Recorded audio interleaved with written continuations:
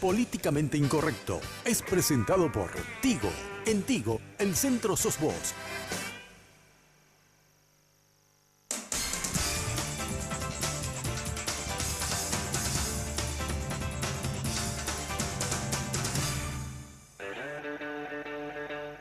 Muy buenas noches, gracias por la sintonía. Bueno, esto que ocurrió en Ciudad del Este, este asalto de película que se registró en el local de Prosegur, vuelve a poner otra vez en el tapete un viejo tema, el tema de la seguridad y de si las fuerzas policiales, y no solamente las fuerzas policiales, en realidad digamos las fuerzas de seguridad del Estado, están en condiciones de enfrentar el crimen organizado y sobre todo estos fenómenos que se van produciendo de estas bandas criminales que ya son multinacionales, como el caso del primer Comando Capital, que es el grupo, esta organización criminal brasileña a la que se le atribuye la autoría de este golpe. Bueno, para hablar de este tema, hoy tengo invitados de lujo en la mesa.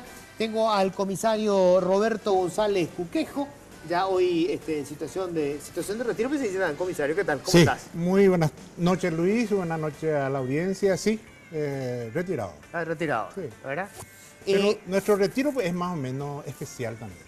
Al final yo siempre considero que somos de la reserva, porque nosotros podemos ser llamados en cualquier momento por el Poder Ejecutivo si nos necesitan para volver a prestar servicios. No me digas. Sí, por ley está. Pueden estar. Claro, claro. Bueno, y estoy también con el comisario Antonio Gamarra, también ya retirado. ¿Qué tal, sí, comisario? Noches. ¿Cómo estás? Buenas noches a usted, a toda la teleaudiencia. Muy bien, muy bien. Bueno, hay mucho tema para hablar, sobre todo porque ustedes tienen la experiencia de haber estado en la fuerza policial. En tu caso, digamos, estuviste inclusive, ¿qué fuiste el segundo de la policía? El tercero. El tercero en la línea de mando. Pero era uno, digamos, de los departamentos más importantes. Es la Dirección General de Orden y Seguridad, que es la encargada realmente de la parte operativa a nivel nacional. A su cargo está todo el aparato operativo de la Policía Nacional. Quiero empezar con lo que ocurrió en Ciudad del Este. Y la pregunta es, ¿se pudo evitar esto? O sea, ¿había alguna forma de establecer una estrategia, servicio de inteligencia? Porque había muchas versiones de que esto iba a ocurrir, de que ya ocurrió en el Brasil, de que se habían fugado varios miembros del primer Comando Capital, que el blanco sería Paraguay. ¿Había alguna forma de que la historia fuera diferente o ante este tipo de organización estamos, digamos, de alguna manera indefensos? Bueno, si se llega, ¿cómo se evita esto? Con un trabajo de inteligencia y adelantarse a los hechos.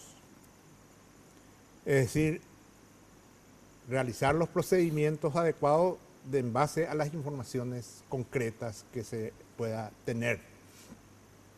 En ese sentido se puede evitar sin problema, es decir, pero una vez desarrollado un operativo de esta característica, te lleva mucho tiempo para restablecer el orden. Porque las condiciones de la operación de este hecho punible es realmente de una magnitud insospechada para nuestro país y para cualquier parte. Es decir, es una operación tipo militar fue esto. Totalmente, estructura militar. Sí. Es decir, con armamentos de guerra, con estructura operativa de guerra, es decir, montado de acuerdo a esos conceptos operativos. Una estrategia militar. Una estrategia militar. Y para que, una vez desarrollado esto hecho punible, se requiere mínimamente de por lo menos igualar en condiciones operativas con la fuerza represiva para que pueda restablecer el orden rápidamente. Y nosotros no tenemos condiciones porque nuestra policía y en general el servicio de seguridad opera para situaciones regulares, o sea, para el mantenimiento del orden público. Claro.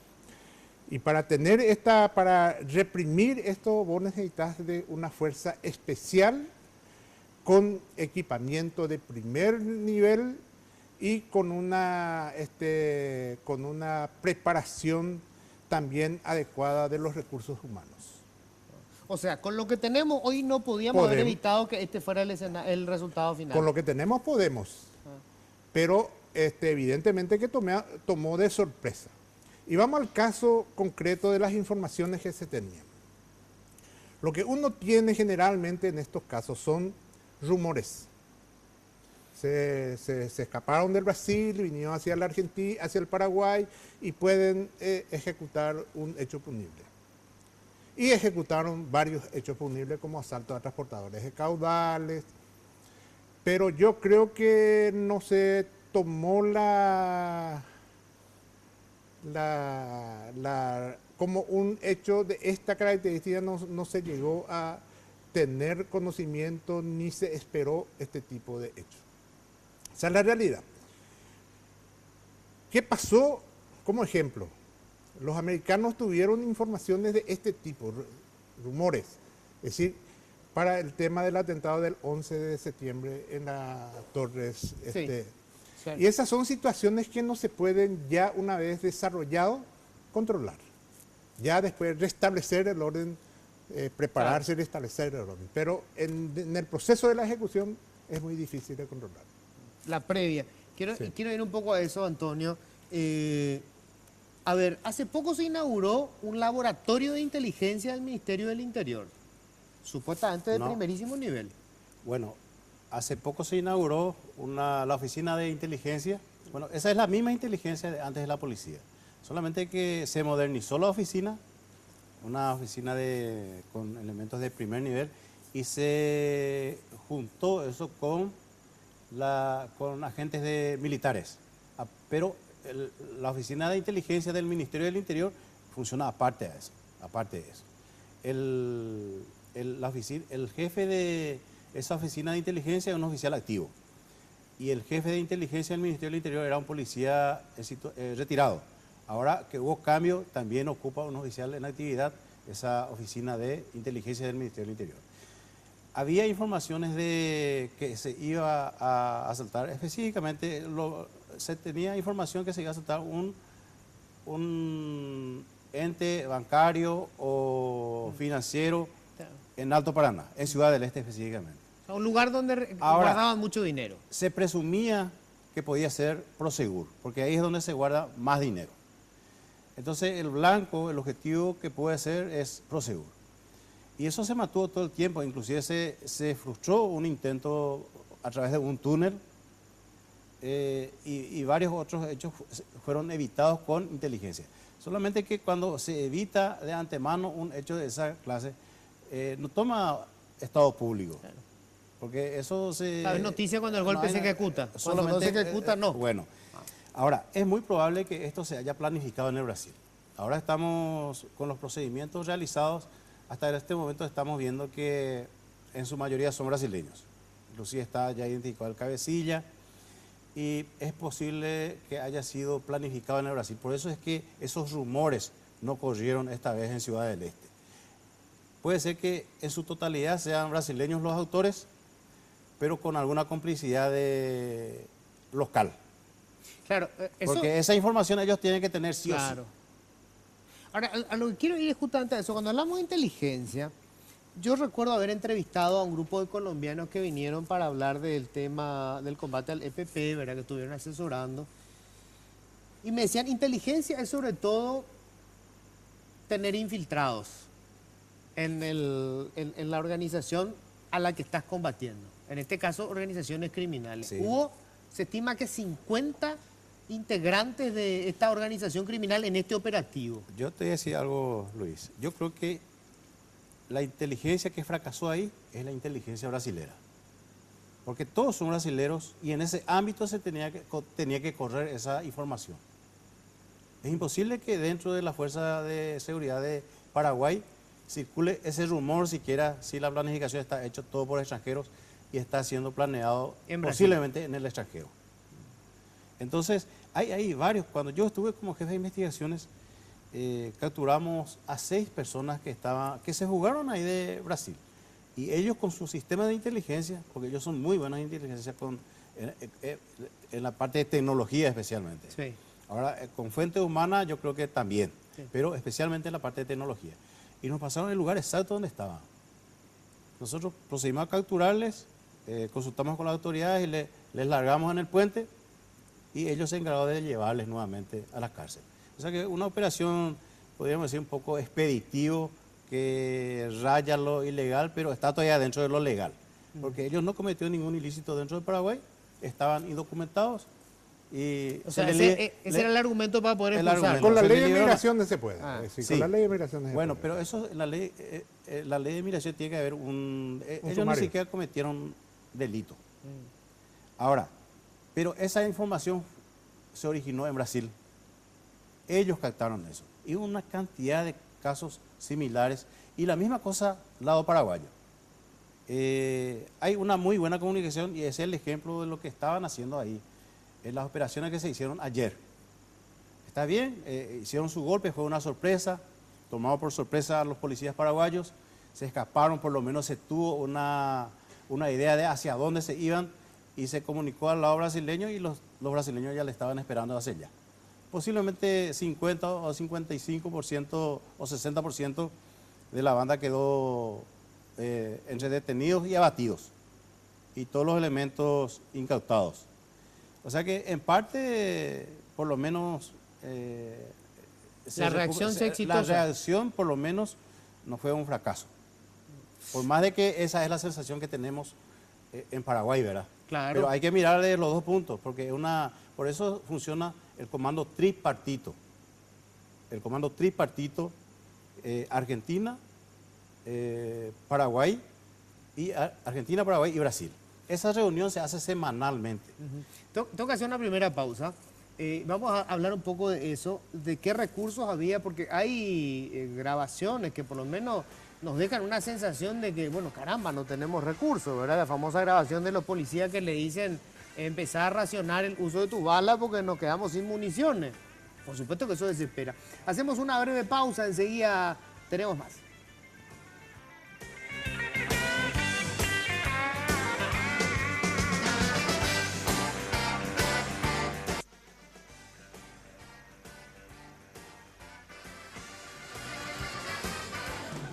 Bueno, y en Tigo trabajamos cada día y en todo momento para estar de tu lado porque queremos que estés siempre conectado. Por eso ahora todas tus mini cargas desde 5.000 guaraníes vienen con regalos a tu medida para que estés siempre comunicado. En Tigo trabajamos para estar de tu lado porque en Tigo el centro sos vos. Un elemento clave, antes de entrar a analizar cuáles son los problemas de seguridad que tenemos, yo decía hace rato, decían estos colombianos, hay que tener infiltrado en la organización criminal. Porque la organización criminal, me decían ellos, tienen sus infiltrados en la policía. El problema más grave que tiene la fuerza de seguridad, me dice, es que se filtra la información. Y se filtra la información porque obviamente hay corrupción. O sea, digamos, compran algunos elementos que le pasan información. Este operativo, ¿se pudo haber hecho sin que alguien filtrara información? Bueno, eso es lo Depende de... Se puede hacer, pero se requiere de elementos técnicos para monitorear la actividad delictiva. Nosotros tenemos que equipar técnicamente a los órganos de inteligencia. Tenemos que equiparlos. No podemos nosotros seguir manejando solamente el recurso de inteligencia a través de informantes. O podés tener informantes, pero el informante te sirve 30-40% de efectividad si vos no podés corroborar técnicamente esas cuestiones. Claro, porque normalmente el informante también es un delincuente. Un delincuente menor o que tiene algún Depende, vínculo, ¿verdad? sí, familiar a veces. Alguna cosa, es decir, viene de diferentes círculos los informantes. Los informantes son de Cuando sí diferentes... técnicamente está hablando de tecnología. De tecnología. Nosotros ¿Y tenemos eso no hay acaso, Roberto? Lo que me da la impresión es que está más concentrado ahora en el espionaje político que en el espionaje de la banda delictiva. Yo no creo que se llegue a esos niveles, no creo. Bueno, no sé cómo se ha de manejar, pero yo creo que hay que invertir mucho más en Tecnología. En tecnología, definitivamente. Y después modernizar nuestro sistema de seguridad. Nosotros tenemos diferentes pedazos que hacen a la seguridad todo partido. Por ejemplo, migraciones. Fundamental es el trabajo de migraciones para desarrollar sistemas de seguridad. Porque esto es un sistema. O sea, saber quién entra y quién sale del país. Claro. Y eso no está conectado con la policía hoy. No, es una dirección general que tiene una comunicación, pero no hay un trabajo sistemático sobre migraciones. O sea, una oficina burocrática. La Constitución Nacional, en ese sentido, es extremadamente interesante. ¿Qué dice la Constitución Nacional? Dice que la seguridad interna, la seguridad de las personas, de sus bienes, el mantenimiento del orden público y la fuerza pública tiene la Policía Nacional. Sí. Pero dentro de ese proceso se han creado un montón y dice que en ningún caso se puede crear ningún otro cuerpo policial dentro del Poder Ejecutivo. Y aparentemente no es importante la función del manejo del tránsito. ¿Por qué en todas partes del mundo la policía maneja el tránsito? Primero, que es cuestión de orden público. Segundo, tiene que ver con la seguridad de las personas y de sus bienes. Tercero, toda la actividad delictiva se cometen en vehículos. Tiene que haber un control eficaz, eficiente para la seguridad. Por eso es importante. Es medio absurdo que un elemento importante del orden público y la seguridad de las personas esté bajo la dirección de un Ministerio de Obras. Entonces, cuando nosotros nos sentemos a analizar una política de seguridad, porque eso es lo que falta, una política de seguridad. ¿Y qué es el problema en nuestro país? El 50% de los actores políticos importantes no quiere que la seguridad funcione de manera efectiva, porque esa es la mayor propaganda política de un gobierno. Para un gobierno o para la oposición para hacer campaña política. El año pasado, Para un candidato. Para un candidato vos no necesitas presentar tu plan de trabajo, ni nada, sino solamente ofrecerle a las personas que le vas a dar seguridad. Porque la seguridad es un elemento vital y por lo que las personas definitivamente va a luchar todos los días, porque tiene que ver con su existencia misma, con su supervivencia. El estar inseguro, por eso genera un clima, pero tremendamente negativo para una población. Vos lo que me estás diciendo es que de propósito hacemos que no funcione la política de seguridad. El año pasado se rechazó un crédito de $20 millones para modernizar la policía. Y nosotros no modernizamos nuestra institución. Nosotros no tenemos carros blindados para operaciones especiales como este tipo. Le vamos a mandar una patrullera en una organización donde están francotiradores que le van a liquidar, pero como gallina a los policías que van acercándose con esta patrullera, que son vehículos de movimiento de calle. Esos no son vehículos preparados para la función táctica, en donde vos necesitas equipos blindados, armados con metralladora y con todos esos elementos que vos necesitas para una operación.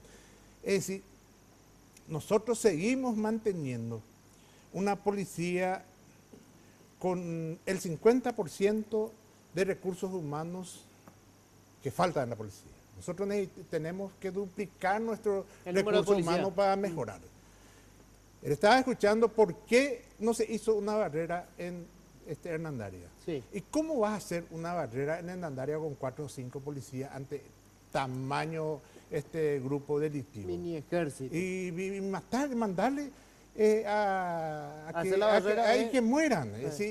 No tenés condiciones reales para desarrollar un trabajo técnico. A ver, quiero ir un poco, Antonio, vos tuviste que comandar policías. Yo creo que en muchos hay pasión realmente más. Yo escuchaba las grabaciones que sin tener las armas necesarias y ni chaleco decía, vamos, sí, que vamos a meternos. O sea, había como una cuestión, digamos, de Sí. ganas. Pero también hay corrupción, muchísima corrupción. Porque son mal pagados, porque están bajo riesgo y la tentación es demasiado grande, porque el dinero que maneja la delincuencia es sobre todo grande, incontable. O sea, el Estado no puede competir con la plata que le puede ofrecer la mafia, sobre todo la droga. ¿Cómo se enfrenta ese problema? ¿Hay forma de enfrentar eso? Yo creo que en este caso, por ejemplo, es muy difícil que haya habido complicidad policial. ¿Por qué? Y porque no necesitaban de la complicidad de los policías. Tenían la fuerza, la logística. Entonces, tener policías cómplices sería ceder una parte del botín.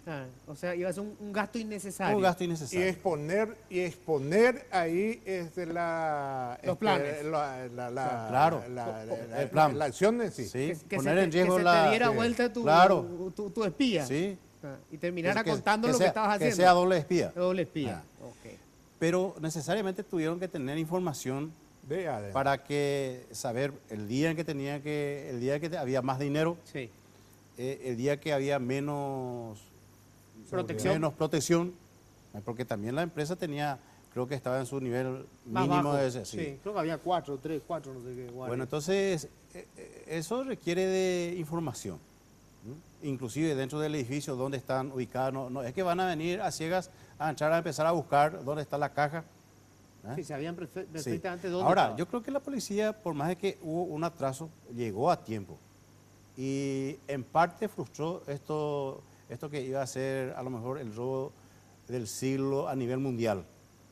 O casi, ¿verdad? Sí. Creo que son 100 millones de dólares Al el final récord. hoy están hablando de 8 8 millones de dólares. Sí. Al final, ¿eh? O sea que bueno, sigue forma- siendo el de el aeropuerto. sigue siendo el mayor el mega asalto. Sí, el mega asalto. Sí. El más importante. Bueno, y yo creo que tiene que haber, sí o sí. La corrupción existe en todos los niveles, Luis. No solamente en la educación, en salud, en la policía. Ahora, en la policía se está tomando, creo que, los mejores hombres cada año. Y se va mejorando, se va mejorando. Lo que ocurrió en ICEPOL, en los institutos de enseñanza la vez pasada, que fue un escándalo, un bochorno para la institución, pero creo que fue beneficioso para todos. Se volvió a rendir y yo creo que eso de a poco vamos a ir mejorando. Hay control de todos los sectores, de la prensa, de todos los sectores, inclusive los mismos interesados se controlan todos y ya no hay padrinos para el ingreso a la institución, a los institutos de enseñanza de la Policía Nacional. Y así vamos a ir mejorando. Ahora, ¿cómo hacer para...? Esto es un poco como el tema de los docentes, ¿verdad? Yo siempre digo, para que los mejores se metan a la docencia, el rol del docente tiene que ser reivindicado, o sea, tiene que generar estatus en la sociedad. Esto pasa en algunos países, por ejemplo, con el caso del docente, el docente tiene privilegio, va a un lugar a comer, un lugar público, y hay un lugar reservado si es un maestro. Sí. O sea, estar, digamos, en la docencia genera estatus. Para la policía tendría que ser lo mismo, o sea, nunca se le va a poder pagar suficiente como para que no sea una tentación lo que le vaya a ofrecer el narco. Nosotros en administraciones anteriores, nuestra prédica era fundamentalmente, y gracias a eso tuvimos resultados sumamente importantes en ese tiempo. Como te decía, llegamos a tener es decir, la policía llegó a ser la institución más creíble del Estado paraguayo. Después, ¿Cuándo fue eso? 2003, 2004, en época del... 2001. En época de Ganoya. 2003, 2004. 2003, 2004, 2005, se llegó a tener el índice más alto de credibilidad y la policía era... Y fundamentalmente, gracias a ese esfuerzo, los policías llegamos a tener también reivindicaciones. Cuando la sociedad comienza a sentir y dar confianza a sus servidores, la misma sociedad comienza a apoyar para que las condiciones sociales del servidor mejoren. Entonces, lo que tenemos que hacer nuevamente es de que la policía llegue nuevamente a ser disciplinado, porque perdió bastante la disciplina.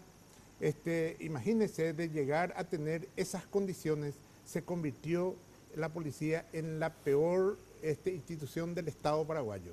¿Por qué? Y por por varias razones que no me gustaría entrar a detallar porque es un poco darle un tinte político a una cuestión técnica, pero tuvo mucho motivo, pero fundamentalmente fueron decisiones erradas en un momento dado, decisiones que se tomaron en relación a la acción policial. Y eso generó un descontrol muy grande que muchos hicieron mucho esfuerzo para tratar de revertir. Yo creo que si continúa este esfuerzo, dentro de 2 o 3 años la institución va a mejorar bastante. Hay mucho esfuerzo a nivel de cúpula institucional para revertir toda esta cuestión y que se están tomando medidas importantes que no se le da mucha pero mira que publicidad. yo te digo, todos los días como periodista recibo denuncias sobre temas de corrupción. O sea, Sí. policías que detienen a alguien, lo aprietan para sacarle dinero. Mira, te vamos a poner la droga, o tenés algún antecedente en algún momento y ya lo tienen de cliente y se van y lo extorsionan para sacarle plata. Una cosa de todos Sí, los no, días. y de eso estamos hablando y eso se está Pero hay tomando medidas muy... haciendo una comparación, yo creo que a nivel regional nosotros estamos mucho mejor que los otros países en materia de seguridad.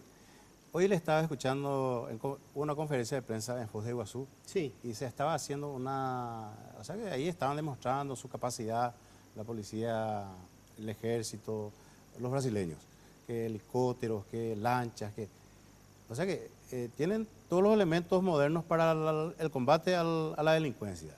Pero también ellos son los que, en su país está el PCC, el Comando Vermelho. Sí, sí. O sea que ellos son los que... Y nosotros en eso tenemos que trabajar, tenemos que evitar que esa gente se instale en nuestro país.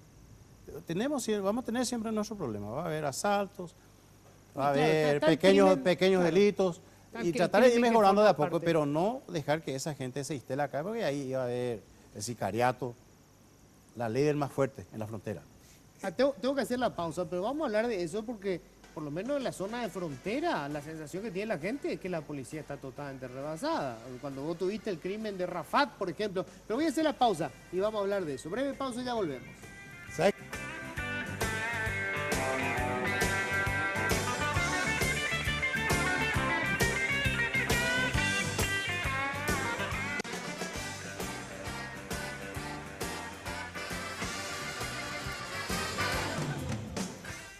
Bueno, Roberto González Cuquejo, comisario, me estaba diciendo antes de entrar al aire que lo que estamos haciendo mal es suponer que la policía rutinaria, digamos, la que está para los delitos bagatelarios, puede enfrentar el crimen organizado, sobre todo el crimen organizado como el que tenemos hoy, ¿verdad? El que principalmente viene de Brasil, hay que decirlo, ¿verdad? Ahí está el Comando Vermelho, el primer Comando Capital, ahora hay otras organizaciones más. Se están formando los propios cárteles locales también, digamos, el caso de Jorge Rafat, que todo el mundo sabe que era un narcotraficante, pero bueno, después quedó como el empresario víctima de... ¿Cómo enfrentamos eso? O sea, si la policía, digamos, que se forma en la escuela de policía, ¿no es suficiente eso? No dije eso precisamente. Es suficiente, pero la organización, se necesita de una organización para el combate al crimen organizado. Es decir, necesitas una fuerza operativa, necesitas un grupo de inteligencia especial, necesitas de mucha inteligencia, de capacidad intelectual y de un alto valor moral de las tropas que estén operando en ese sentido. Porque primero la fuerza operacional de estos grupos no puede ser controlado por un personal de comisaría rutinaria que tiene otra característica dentro de su actividad: cuidar a la población, el personal de orden público. Entonces, para lo que nosotros tenemos que ir entendiendo que el Paraguay tuvo un crecimiento extraordinario desde el año 2003 más o menos. Es decir, en esa época creo que el presupuesto general de gasto de la nación era de 2.000 millones de dólares más o menos. Hoy creo que estamos entre 14 y 15 mil millones de dólares. Es decir, tuvimos un crecimiento extraordinario. En aquella época nadie se hubiese imaginado que en una empresa de seguridad podían estar guardadas más o menos entre 50, 70, 100 millones de dólares. Jamás se hubiese pensado. Y nosotros nos hemos acompañado el crecimiento institucional en relación al desarrollo económico de nuestro país, que conlleva un montón de situaciones. También el desarrollo conlleva sí o sí un montón de situaciones distintas y delicadas. Es decir, tenemos desarrollo, comisaría de barrio y ahora tenemos ya crímenes del primer mundo. del primer mundo. Con organización de Y primer bueno, nivel. y lo que nosotros tenemos que tener en cuenta, transnacional, porque ¿qué es lo que es el PCC? El PCC se fundó en el año 1993 por 8 detenidos en una prisión en San Pablo. Sí. Después, en el 2002, creo que el actual cabecilla se hizo cargo del liderazgo. Marcola, sí, del liderazgo y creció. Esa debe ser una organización que debe tener por lo menos 50 a 60 mil agentes, es decir, elementos activos dentro de su organización. Un ejército. ¿Y qué es lo que ellos ven? Ven un país que hoy día es importante para desarrollar el crimen en ese lugar. Y nosotros tenemos que prepararnos para enfrentar esa realidad. O sea, ven un mercado potencial. Un mercado interesante. Paraguay es un buen mercado para ir a ocuparlo. Y nosotros Tierra fértil. Y nosotros tenemos dentro del riesgo, porque ese es el tema. Hoy día nosotros estamos en condiciones de controlar esta situación. Hoy día estamos controlando. Hoy podemos todavía. Sí, nosotros somos simplemente eslabones pequeños. Nosotros no tenemos organizaciones delictivas de gran magnitud dentro del territorio nacional. Se puede controlar. Pero para eso tenemos que planificar nuestra seguridad, tenemos que tener una política de seguridad y sobre todo eso tiene que ser una política de Estado. No importa quién venga como presidente de la República, tiene que ser una decisión de llevar adelante un plan estratégico de los partidos políticos, todos, pero pensando de que de esa manera podemos tener éxito. Ahora, si dejamos que esto siga ocurriendo y ir aprovechando y festejando cada desgracia que ocurra en nuestro país, nosotros vamos en 5, 6 o 10 años, esto va a ser incontrolable. Porque tenemos una creciente violencia juvenil y delincuencia juvenil. Nosotros erramos también en ese concepto de la atención de ese tipo de problemas. Y si no le aceptamos, nosotros vamos a tener pandillas dentro de las organizaciones. En cualquier momento nosotros ya tenemos condiciones para tener pandillas, lo único que falta es liderazgo nomás.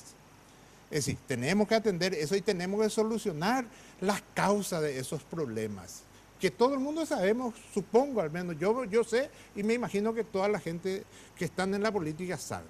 Después está el problema del EPP, que requiere de una atención también especializado, enfocado en ese, y el crimen organizado, delictivo, común, te diría, que no tenga que ver con la política. Y ese es el mayor problema. Ni el EPP es tan problemático como ese problema de la delincuencia, organizada. A ver, te quiero preguntar eso, Antonio. ¿Qué tanto jode la política cuando vos tenés que combatir este tipo de organizaciones? Porque estas organizaciones, cuando hablamos del crimen organizado, vos decías hace rato fuera del micrófono, tienen abogados, tienen economistas, tienen parlamentarios, tienen ministros a veces de la corte, tienen jueces, tienen fiscales. O sea, cuando tenés que combatirlo, ¿te jode? O sea, ¿vos sentís esa presión? No, nunca. Jamás, yo nunca. Yo tampoco. Pero yo creo que en el siguiente nivel sí ahí meten la mano. ¿El siguiente nivel que es más arriba? Justicia. Ah, justicia. ¿Quiénes eligen los fiscales? ¿Quiénes eligen los jueces? Porque una queja permanente los agarramos y los liberan a los 2 días. Eso que decía vos con el tema de los Ahora, mocochorros. cuando hay mucha presión pública de la prensa o cuando toma estado público, por supuesto que ya es mucho más difícil para que se le libere. Pero a nivel policial, al menos yo nunca jamás, nadie me presionó para que dejara de investigar tal o cual caso. Nunca. Nosotros, entre los dos, modestia aparte, habremos sido uno de los policías que más gente metimos en la cárcel. Tuvimos la suerte de trabajar y trabajar bastante bien y yo en la historia tuve simplemente dos problemas con políticos importantes, pero no directamente por consecuencias, sino por cuestiones de que esos políticos tenían familiares que cometieron hechos punibles, pero no de una presión, y fueron presiones extremadamente complicadas. Pero en general sobre los hechos punibles, en Paraguay se cuidan mucho los políticos para exponerse ante un hecho grave o lo que sea. Yo por lo menos nunca tuve problema. Claro, los delitos son económicos en su caso, generalmente. Estamos hablando de robo de dinero público, o sea, no delitos en la calle, ni asalto, salvo el tema narco. Salvo el tema narco, que ahí es el respaldo al que está financiando la campaña. No, el tema narco es ahí sí, ahí se mete la mano, ahí es sí. complicado, pero el tema es que, por lo menos en nuestra época, yo por lo menos, él tuvo varias intervenciones en cuestiones de droga. Pero sí. a mí nunca me cupo la oportunidad de intervenir en esa. Pero ese es un problema aparte, donde, ¿qué es lo que pasa con el tema de la marihuana, por ejemplo? El tema de la marihuana la gente no quiere enfocar de que es una cuestión que tiene que ver con la supervivencia de varias comunidades. Varias comunidades viven, comen, se alimentan, se van, estudian gracias a la marihuana, pero varias. Y nosotros no enfocamos eso como una cuestión real, tratamos de, no como una cuestión social, digamos. Sí, de hablar mucho de ese tema. Sí. Y eso saben todos. Los que viven en esas comunidades, sabe el país, sabe el pastor, sabe el maestro de escuela, sabe el niño, sabe el policía, sabe el fiscal, sabe el juez, saben todos. Que viven del negocio y de la repente marihuana. uno le escucha hablar a dirigentes políticos y se asustan y mienten. Yo digo que mienten, mucha gente miente, porque hay comunidades que viven de eso. Y estamos hablando de muchas hectáreas de marihuana, por ejemplo. Y eso tenemos que enfocar dentro de este problema, porque tarde o temprano eso nos va a afectar mucho. El día que haya una decisión de eliminar la plantación de marihuana, eso va a conlleva un problema social, va a conllevar un problema tremendo. O sea, es como más fácil dejar que siga pasando nomás y no meternos en ese Pero va a quilombo. llegar un momento que va a generar un gran problema delitual o de problema, porque eso van a generar seguramente en un momento dado grandes organizaciones delictivas que van a comenzar a defender su territorio. Sí, que es lo que está pasando ahora. ¿Vos llegaste a detener narcos, Antonio? Sí. ¿Y sentiste la presión en ese momento? No. Un caso... O sea, la presión viene después cuando entra al Poder Judicial. Al Poder Judicial. Porque cuando interviene la policía, toma estado público. Se publica, sale en los medios de comunicación y ahí nadie se quiere quemar. Nadie va a quemarse ahí. Ningún político va a venir a decir, haga esto, haga aquello. Pero lo que les favorece a ellos en un proceso judicial es el tiempo. Esperan el momento en que la gente se olvida de ese caso. Este caso de asalto en Ciudad del Este, que tuvo una espectacularidad única, aparatosidad, todos los ojos y oídos están apuntando hacia el este, a mucha gente le está favoreciendo porque se están olvidando de otro caso. Ahora, pero decime una cosa, por el caso, el asesinato de Rafat, entraron a Pedro Juan Caballero con unas armas impresionantes, con blindados, y estuvieron, y es más, entraron y salieron varias veces. O sea, bueno, pero eso es imposible sin complicidad de alguna gente de la policía. Ahí es difícil. Sí, Ahí está la frontera, ¿a cuántas cuadras? del lugar del hecho, a 3 cuadras del lugar del hecho. Y con todo eso fue detenido uno de los autores, el que fue después llevado al hospital. Pero yo recuerdo... O sea que con todo eso, a pesar de que estaba a pocas cuadras de la línea de frontera, no tuvo tiempo de escaparse. Esta gente, por ejemplo, de Ciudad del Este, tuvieron, a lo mejor ellos programaron todo, planificaron el asalto, Sí. la distracción, cómo iban a entrar en Prosegur y el escape. Pero no les llegó no les alcanzó todo eso el tiempo, porque ahí ya tuvo intervención allá la policía brasileña, ya se le cerró el cerco. Pero en el lado brasileño. Lado brasileño, Acá pero... tuvieron 3 horas. Sí, pero a ellos no les alcanzó el tiempo. Bueno, sí, pero durante 3 horas, o sea, ellos estaban en un lugar. Ellos llegaron a escaparse de acá, pero no les alcanzó el tiempo. La justicia está al otro lado también. O sea, lo que sí está Para, claro... para eso, justamente para eso son los convenios internacionales. Pero no, está bien, en está bien. este caso, el comando tripartito, ¿verdad? Claro, claro, pero lo que nos queda, Antonio, y le quedó a la gente, por supuesto, es, bueno, caramba, durante 3 horas esta organización criminal pudo mantener a raya a la policía. Y sí, pero Tomaron la ciudad. con semejante armamento.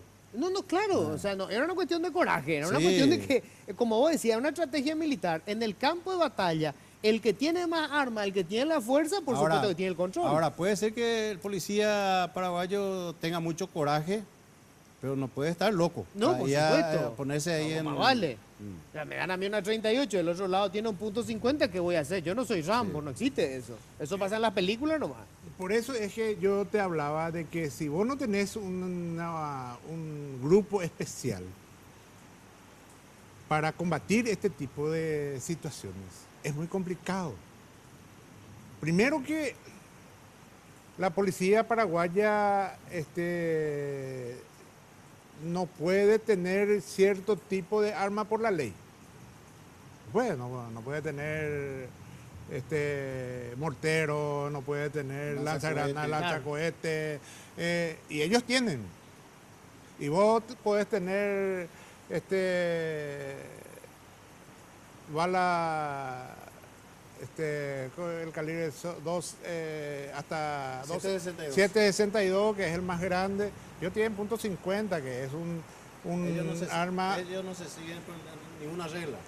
Claro. Ellos Claro, son, sí. y por eso es que es muy difícil cuando yo escucho opinar, a veces duele porque para opinar tenés que conocer un poquitito la realidad de lo que se presentan en cada acción. Y para combatir este tipo de gente, por lo menos vos necesitas el doble de recursos humanos. Tiene que tener las mismas condiciones de infraestructura y tener que tener la misma logística, un poco más de logística, porque ellos se instalaron estratégicamente. Tenían francotiradores. Si vos le traías gente caminando, iban a matar como A todos. a todos. Sí, sí, sí. Es decir, en donde se falló fue en hacer un anillo grande. Pero para eso necesita 200 o 300 hombres para... Claro, que no había. Y no había, no tenían el ejército, no tenían la marina, ni no tenían la policía. Claro. Tengo que hacer la pausa, una breve pausa, ya volvemos.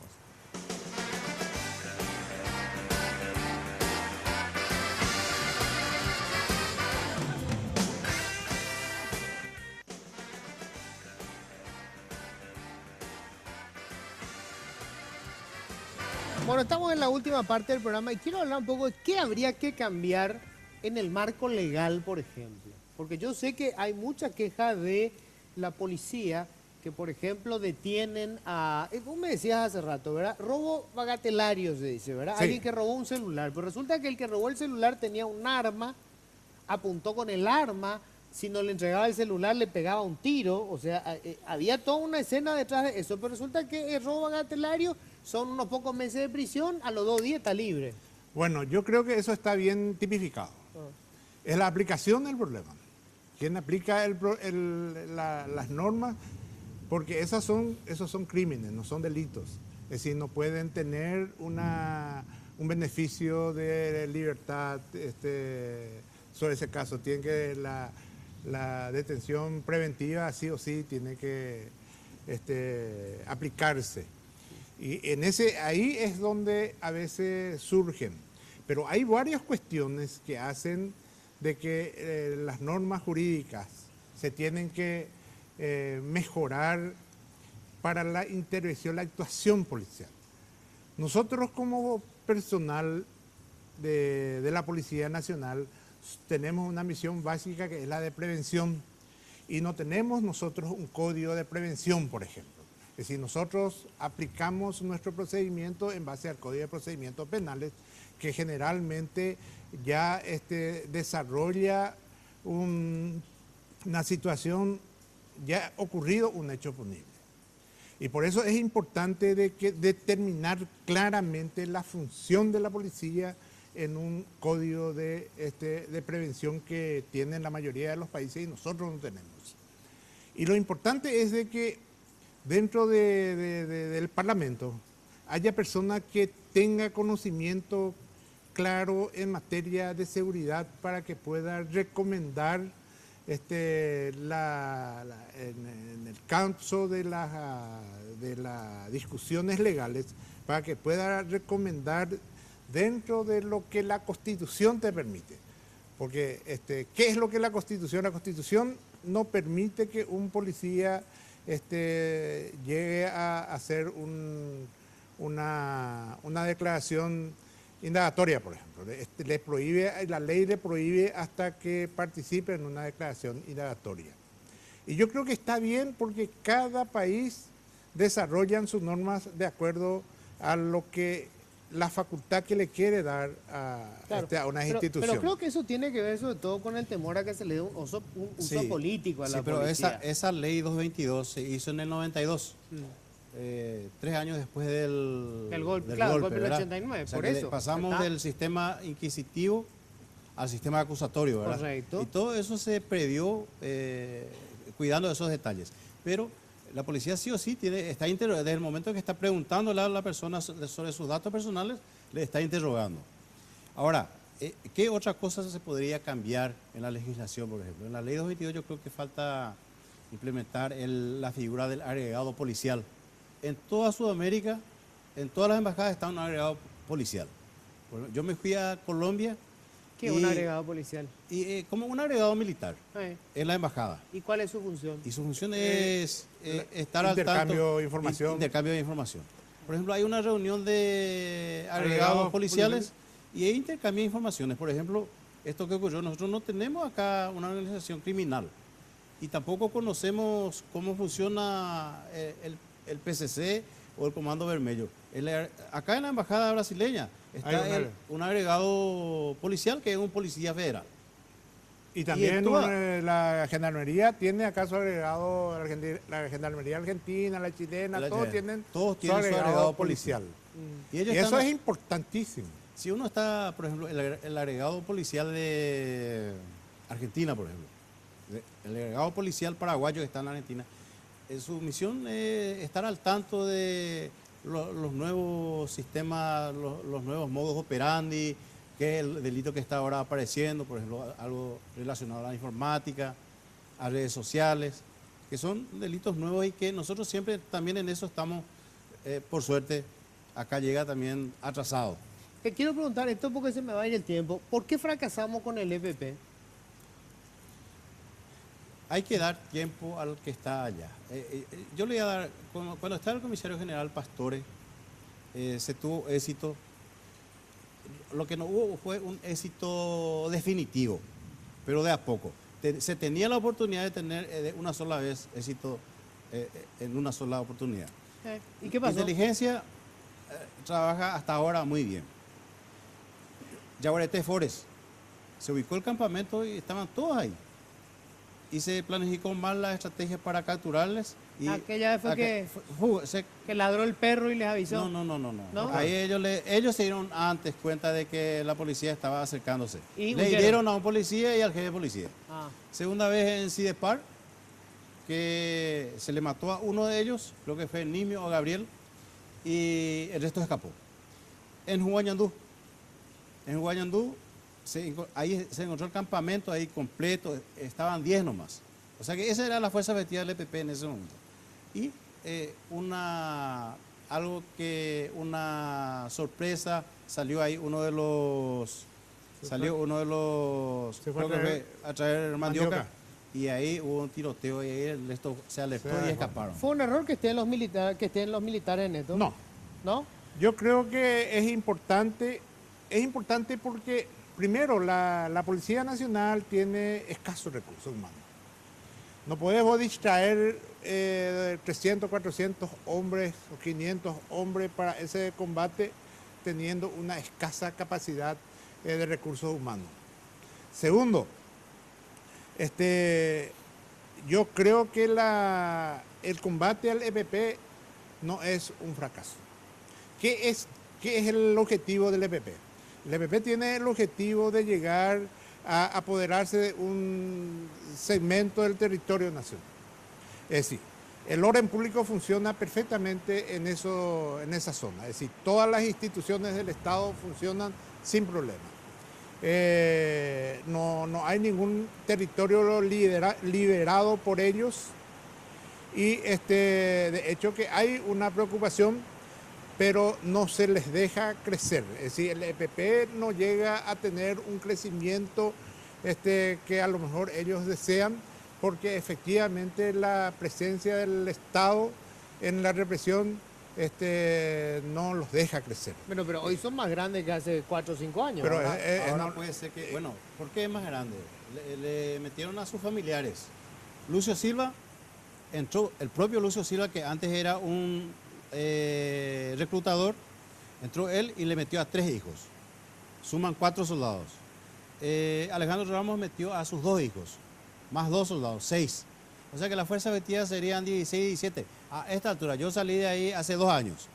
No sé cuánto habrá crecido, muy poco, muy poco. O sea, vos decís que son todos parientes. Todos son parientes porque tiene que ser de una extrema confianza de ellos. Ahora, ¿Se me fue el tiempo? Me queda un minutito, Roberto. No, decía de que no, yo quiero opinar sobre el tema de Sí. los militares. Yo creo que ellos tienen que permanecer allá Tiene que estar ahí. y de ser posible aumentar su presencia ah. ahí. Pero yo creo que tiene que ser la Policía Nacional sola la que sigue al EPP. Un grupo especializado de inteligencia y de operativo. O sea, ellos tienen que permanecer en la Permanecer zona y para cubrir la marcar territorio zona, nomás. marcar territorio y cubrir toda la zona. Ah. Porque ese era Pero el no problema. combatir. Ese era el problema de la policía antes, porque mientras que seguía el EPP quemaba acá una estancia, teníamos que poner ahí guardias, Claro. quemaba aquella estancia. O sea que distraían. Entonces, dejarle exclusivamente ese trabajo a la policía, a un grupo especializado y a inteligencia de la policía y que trabajen juntos. Porque hay demasiada. Hay demasiado, jefe. Mucha fuga de... No creo que haya fuga de información, pero información acá, allá, y usted sabe que cuando hay mucho tránsito la información ya llega... Se filtra. Y tergiversado también. Yo les agradezco muchísimo, un gusto. Creo que aprendimos mucho con esta charla. No vamos a agotar, por supuesto, pero por lo menos tuvimos un acercamiento importante. Gracias. Muchas gracias a usted. Luis, muchas gracias y buenas noches a la audiencia. Que tengan un feliz resto de jornada. Nos encontramos el próximo martes. Políticamente Incorrecto fue presentado por Tigo. En Tigo, el centro sos vos.